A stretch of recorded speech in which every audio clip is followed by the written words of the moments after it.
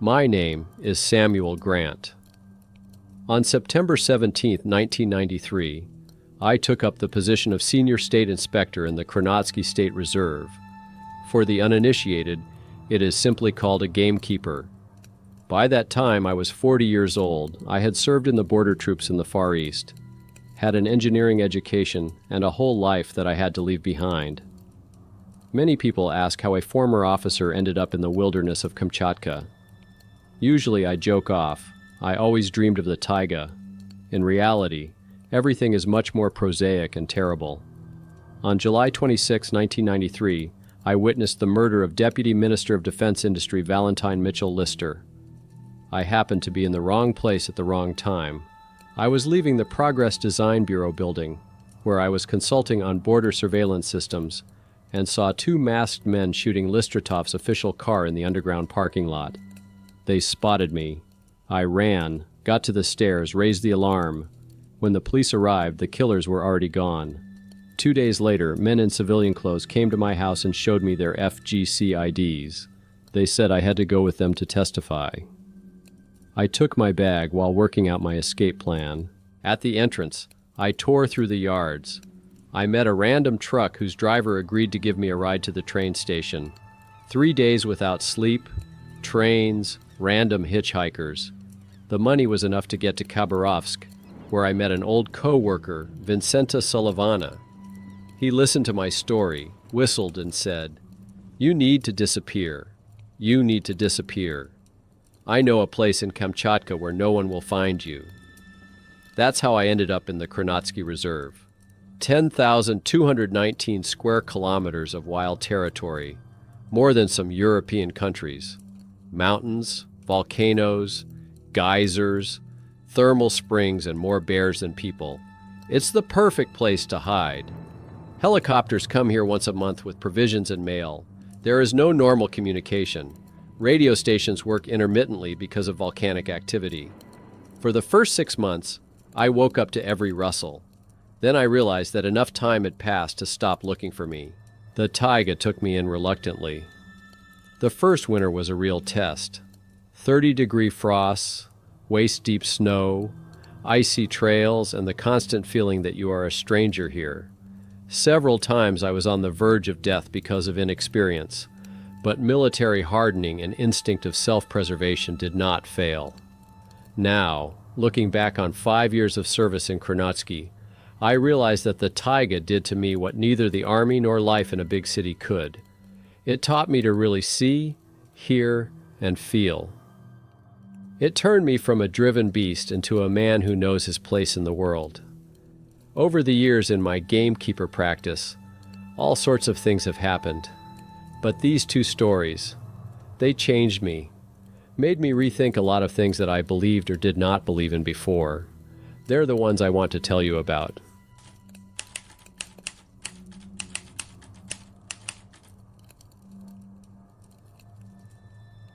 The morning of March 24, 1994 began as usual. The temperature was -12, variable cloud cover, and a west wind of 3 to 5 meters per second. I planned a planned detour of the southern sector of my site, a route of 18 kilometers through the tract of Bluedal to the foot of the extinct volcano Kronotsky.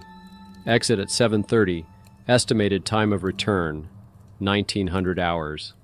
I packed a standard set in my backpack: thermos with tea, rations for a day, spare socks and gloves, compass, map, first aid kit, matches in waterproof package, flashlight with spare batteries. On the belt, a knife and a walkie-talkie, and of course, SKS carbine. Extra weight, but in the taiga you can't go without weapons, especially in spring when bears wake up hungry and angry. The first 2 hours of the way passed quietly. I moved along the familiar path, periodically marking animal tracks on the map, mostly hares, foxes, and in one place, a sable. At 9:45 I came to the Izvelistamu Brook, where I noticed an oddity. On the opposite bank the snow was crumpled, as if someone was dragging a heavy object. The tracks were fresh, not more than a day old. There are no tourists in the reserve at this time of the year. The staff walk only along the agreed routes. I crossed the creek on a log and scrutinized the tracks. The nature of the softened snow indicated that something weighing 70 to 80 kilograms had been dragged. The direction was east, towards the old hill. I decided to check it out. I made a note in my notebook, radioed the cordon about the change of route, and followed the trail. After 1.5 kilometers, the trail broke off at a cleft in the rocks. A narrow entrance, barely able to let a man through. At another time, perhaps I would have passed by, but the experience of a border guard suggested that something was wrong here. I took off my backpack, prepared my carbine, switched on my flashlight, and cautiously entered the crevice. It was widening, turning into a small cave. The light beam picked out something dark on the stone floor. I tensed, keeping my finger on the trigger. I stepped closer and saw it. A man. Dead. A man in his 40s, wearing unmarked camouflage clothing, with a short lock of graying hair. The military bearing was evident even in death. A look of horror froze on his face, eyes wide open. No visible wounds, except for strange purple stains on his neck and wrists, a small backpack nearby. I examined the body without touching it. Judging by rigor mortis, death was about 20 to 24 hours ago. I opened the backpack of the deceased. Spare clothes, a compass, a knife, a flask with water, and a metal container wrapped in a cloth about the size of a pack of cigarettes. The container was sealed and labeled KB16, Sample 7. This could mean only one thing: a mailbox, a closed laboratory. Those who were searching for weapons objects in the 90s were interested in such containers, and the prices were astronomical. I contacted the cordon by radio, reported finding a corpse, an unknown and strange container labeled KB16. I was ordered to stay where I was and wait for a helicopter with a task force from Yelizovo. I sat down at the entrance to the cave, putting my carbine on my knees. Something was bothering me. If the corpse had been dragged, it meant that there were other people, and they were probably around somewhere. Why hide the body if the death was seemingly nonviolent? And what's with the weird stains? The answer came faster than I expected. Something stirred in the bushes 50 meters away. I rose slowly, taking my carbine at the ready. 3 men came out of the trees. Camouflage, army boots, AKS-74U automatic rifles with silencers. Professionals. The leader demanded the container, threatened to kill them. I tried to find out who they were and what was in the container, but was firmly refused. It was clear from their behavior that they would not leave me alive. The leader started counting down, giving me one last chance to surrender. I instantly triggered a military scheme in my head. Distance, 50 meters. 3 opponents armed with automatic weapons. The only cover is the entrance to the cave. Chances of survival with resistance are minimal. There weren't many options, but something told me they wouldn't let me live. They took out their comrade. They'd take out a bystander.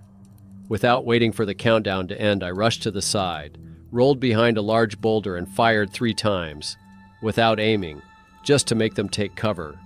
A silent line from a silenced assault rifle rang out in response. The leader shouted a threat, which made it clear that there would be no mercy. At this point, my knowledge of the terrain helped me. Behind the cave, there was a steep descent to the river. When I chose the right moment, I fired 2 shots in quick succession and rushed to the back exit of the cave, grabbing the container. I ran through the narrow gap and began a quick descent down the crumbling slope. Shouts and gunshots came from behind. Snow, rocks, spruce branches, it all blended into one blurry ribbon. I rolled downward, trying to control my fall. I landed on a relatively flat stretch of shore. Wasting no time, I rushed to the river. In March, it was covered with ice that had already begun to thaw. It was risky, but there was no other way out. I ran 20 meters along the ice, found a place where water could be seen from under it, and cut a small hole with the butt of my carbine. I threw the container into it. It sank instantly. Then I crossed to the other bank. Only after 0.5 kilometers through the snow-covered forest he dared to stop. He listened. Quiet. I could not hear the chase. Having made sure that I had broken away, I began to move cautiously towards the cordon. By evening, when I reached the base, a group from the FGC and local police was already waiting there. I briefly told them about what had happened, but did not mention the container. I said that it must have been taken by unknown people. He showed the place where he had found the body, but there was no body. There were no traces of the group's presence. I was interrogated for 3 hours. The FGC lieutenant, young and tenacious, felt that I was not telling him something, but I had learned to keep my secrets at the border. Officially, everything was written off as a meeting with poachers or black diggers who were hunting for valuable minerals. A week later, I went back to that river, dived into the icy water, found the container. At night, in my house on the cordon, I opened it with a screwdriver. Inside was an ampule with a whitish liquid and a piece of paper. On it, the chemical formula and the inscription, "Sample of paralytic toxin from thermal springs of the Uzan volcano caldera. Monthly report. Project Medusa. Testing at Site 6 was successful."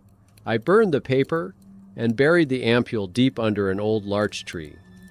No one found out what I had actually found, but I had a bad feeling that someone was conducting forbidden experiments in the reserve. And sooner or later, I'll run into people from this secret laboratory again. And while the helicopter with operatives flew away with nothing, I continued my service. Every day I patrolled the site, recorded animal tracks, checked signs and information signs. Life went on as usual. But from that day on, I always took extra ammunition with me on my rounds and scrutinized any suspicious tracks in the snow. And when I patrolled the area of the old hills, I involuntarily quickened my step, feeling someone's attentive gaze on me. A gaze from the depths of an extinct volcano, which, as it turned out, was not extinct at all.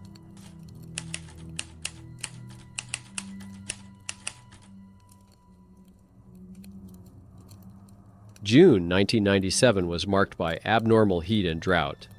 The temperature rose to plus 28 degrees Celsius, which for Kamchatka is equivalent to the African scorcher.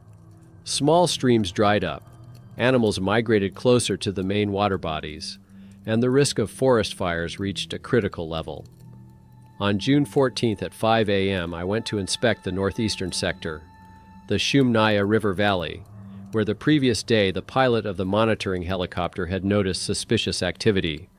Due to high temperature, I decided to go light and finish the detour before the midday heat.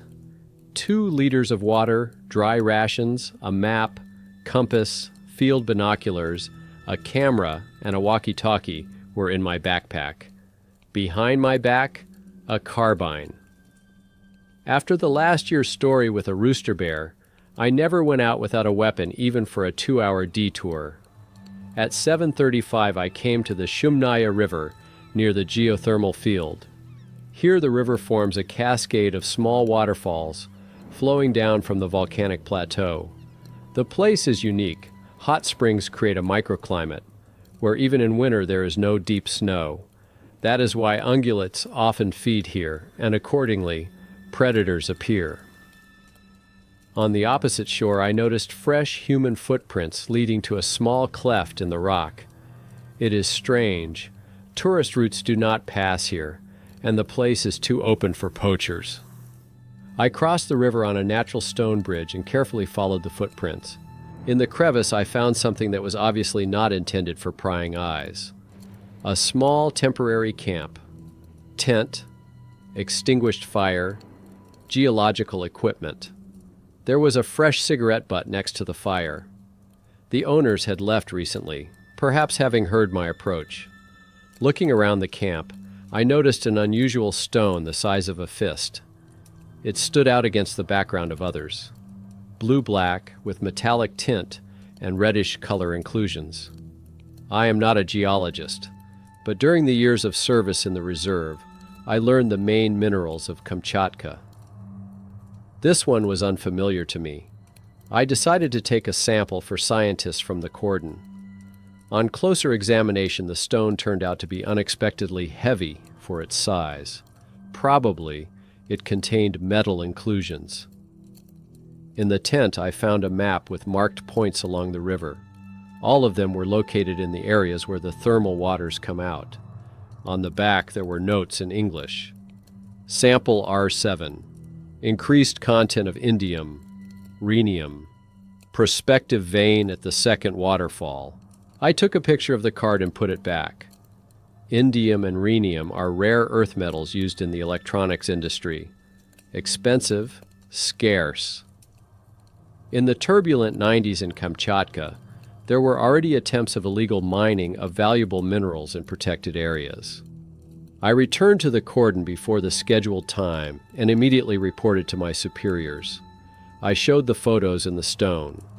The head of the Cornell Reserve only frowned and said that he would pass the information where it should be. He took the sample to the laboratory for analysis.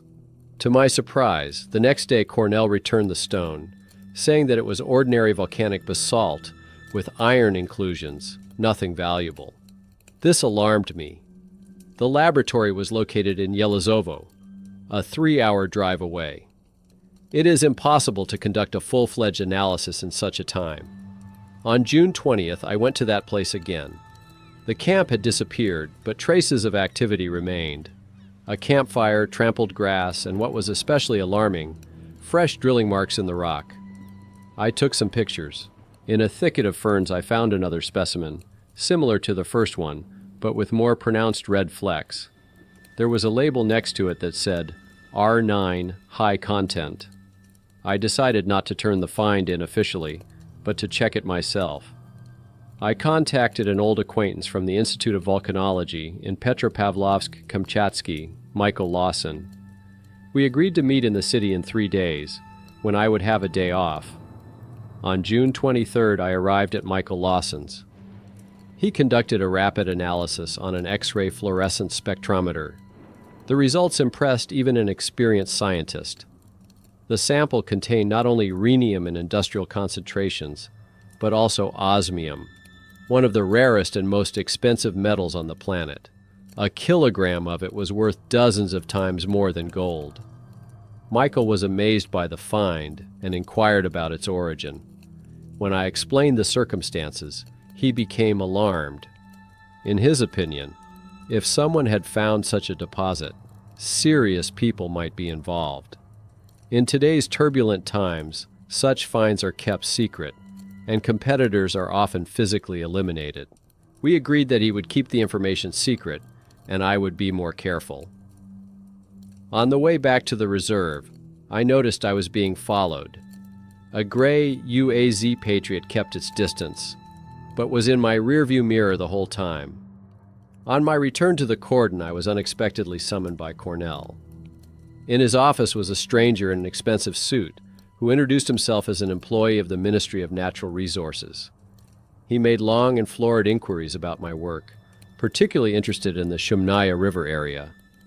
I answered his cautious question about possible unusual findings in that area in the negative, mentioning only the traces of trespassers. The visitor looked disappointed, but did not insist. After he left, Cornell warned me to stay away from the case. In his opinion, there are some things that are better left alone. I pretended to understand and agreed, but decided to do my own investigation. The next day, I went to the district library and pulled up geologic maps of the Kronotsky Reserve from the Soviet period. In one report for 1979, I found a mention of a promising ore occurrence of rare earth elements in the area of the Shumnaya River, but further research was stopped because of the creation of the reserve. In the evening of the same day, Levchenko came to my cordon. He looked worried. He said that after my visit, some people came to the institute, interested in possible samples that I could bring for analysis. Michael denied this, but feared that he was not believed. According to his information, a certain company called Vost Research had received quotas for geological exploration in the areas bordering the reserve. But in fact, they were working inside the protected area. The company was backed by influential people from the regional government and foreign investors. When I showed Michael Lawson's data from the old report, he was impressed. He estimated that if there really were industrial reserves there, the value could be in the billions of rubles, a sum for which many people would be willing to cross the law. We decided to collect evidence of illegal activity and put it in safe hands. For the next 2 weeks, I methodically documented all traces of geologic exploration in the territory of the reserve. I photographed, mapped the points, collected samples. On July 9th, I found a large camp of geologists in a hidden mountain valley, 8 kilometers from the border of the reserve. A drilling rig and a dozen people were working there. I took some pictures with a telephoto lens. On the way back, I was intercepted by 2 sturdy men. They politely but firmly escorted me to the man I had already seen in Cornella's office. Only now he was not in a suit, but in a field uniform. He stated bluntly that he thought I was a stubborn man and offered to cooperate. I would turn a blind eye to their work, and they would pay me $50,000, a substantial increase in a gamekeeper's salary. When I refused, he changed his tone to threatening, making it clear that they knew about my past and what I was hiding from. According to him, one message to the right people would be enough to reveal my identity. That was a game changer. I pretended to be scared and agreed to ignore their activities. I asked for time to think about further cooperation. I was given 3 days. When I returned to the cordon, I contacted the very border guard friend who had once helped me escape to Kamchatka. Vincent Sullivan had by then reached the rank of lieutenant colonel in the FSB. The meeting took place in Petropavlovsk. I gave him all the materials I had collected, including information about Vost Research and recordings of conversations with their representative. Vincent, after reviewing the documents, recognized the seriousness of the case. In his estimation, there was illegal mining, violation of the reserve regime, and possibly smuggling of strategically important materials. He asked for a week to take action. On July 12th, a helicopter arrived at the cordon with a group of inspectors from the Federal Service for Supervision of Natural Resources. They confiscated documents from Carpel and demanded an escort to the illegal mining sites. I personally led them to the hidden camp. By the time we arrived there, the FSB task force was already working there. A dozen people in handcuffs, seized equipment, sealed rock samples. Cornella and several other employees of the reserve were detained on suspicion of complicity. Vost Research was stripped of all licenses, and criminal charges were brought against its owners. A month later, Vincent reported that the case had taken a political turn, as high-ranking officials of the regional administration were among those detained. But the most interesting thing was something else. According to his information, my stone with red flecks contained not only rare earth metals, it contained nanoparticles of pure platinum with a special structure. According to experts, such compounds are critical for the latest weapon systems, and the so-called geologists work not only for themselves, but also for foreign intelligence. The story with the stones had an unexpected continuation. After Cornella's dismissal, I was appointed interim head of the Reserve's Protection Department, and the media ran a wave of publications about a vigilant gamekeeper who exposed an international conspiracy. My fugitive status was quietly revoked. Vincent tried through his channels. It turned out that the Listratov murder case had long since been solved, and my role as a witness was no longer required, but I did not return to Moscow. The reserve became my real home, and the taiga became the very freedom I had been looking for all my life. And every time, passing by the Shumnaya River, I remembered how an ordinary stone with red flecks changed my fate. August 1998. Kronotsky Reserve is drowning in greenery, turning purple with the first cowberries, smelling of resin and pine needles warmed by the sun. 5 years have passed since I first set foot on this land. A fugitive, a stranger, a man without a past and with a vague future. Today I stand on a bluff above the Valley of Geysers and watch the vapors of the thermal springs swirl in the clear air. Somewhere on the horizon, Kronotsky Sopka is smoking, reminding me that beneath the ground on which I stand are hidden forces that can change the landscape in an instant, just as random circumstances have changed the landscape of my life. Many people think that the job of a gamekeeper is endlessly solitary. It's not. The taiga is never empty. It is populated by thousands of lives, from the tiny bark beetle to the majestic bear. And every trail, every stream, every slope has its own character, its own voice. Over the years you learn to distinguish these voices, to understand the language of the forest, to feel its mood. During these 5 years there have been all sorts of things. The story of a dead intruder in a dangerous container, the case of illegal mining of rare minerals, just episodes in the series of events that make up my new life. There were others. Rescuing lost hikers during a sudden snowfall, evacuating a scientific expedition. Sometimes I wonder how my life would have turned out if not for that chance encounter with murderers in an underground parking lot. Probably, I would have continued to consult defense enterprises, would live in a typical high-rise apartment building, on weekends would go to the dacha, and would never have learned what it means to hear the breath of the taiga, would never have realized what it means to be truly free, even when you are on the run. The city takes something important out of a person, empties him or her. The taiga, on the contrary, fills him up. Here every day brings new discoveries, and every challenge makes you stronger. I made my choice long ago. Let someone call it an escape from civilization, but I call it a return to myself. After all, it is not the man who chooses the path, but the path chooses the man, and mine has led me where I need to be. Samuel Grant, Ranger of the Kronotsky Reserve. That sounds like a real name now. More real than the one on my passport. Here comes the end of Samuel Grant's story of a man who found his calling and true freedom in the rugged beauty of the Kronotsky Reserve. From an officer forced to hide from dangerous people, he turned into a real guardian of the taiga, ready to risk his life for its serenity and inviolability. What do you think? Could you leave your usual city life for the solitude and dangers of the reserve?